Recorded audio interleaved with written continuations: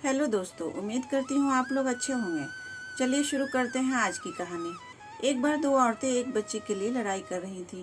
दोनों औरतें यह दावा कर रही थीं कि वही उस बच्चे की असली माँ है। जब किसी तरह झगड़ा नहीं सुलझा तो लोगों ने उन दोनों का मामला कोर्ट में पेश किया। जज ने ध्यान से दोनों की बातें सुनी। जज के लिए भी यह फैसला करना मुश्किल हो गया कि बच्चे की असली माँ कौन है। जज ने सोच विचार किया। आखिरकार जज को एक उपाय सूझा। उसने अपने कर्मचारी को हुक्म दिया, इस बच्चे के 2 टुकड़े कर दो और एक एक टुकड़ा दोनों औरतों को दे दो।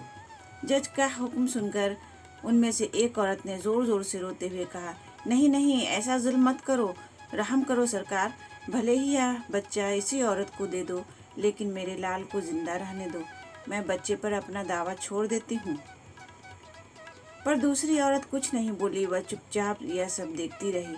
अब जज साहब को मालूम हो गया था कि बच्चे की असली माँ कौन है। उसने बच्चा उस औरत को दे दिया जो उस पर अपना दावा छोड़ने के लिए तैयार थी। उस दूसरी औरत को जेल भेज दिया गया। उम्मीद करती हूँ ये छोटी सी कहानी आपको पसंद आई होगी। इस कहानी पे आपकी क्या राय है हमें कमेंट करके ज़रूर बताएं। कहानी पसंद आई हो तो लाइक और शेयर करना बिल्कुल भी ना भूलें। और हाँ, चैनल पर नए हो तो चैनल को सब्सक्राइब ज़रूर करें। कहानी को पूरा सुनने के लिए आपका बहुत बहुत धन्यवाद दोस्तों।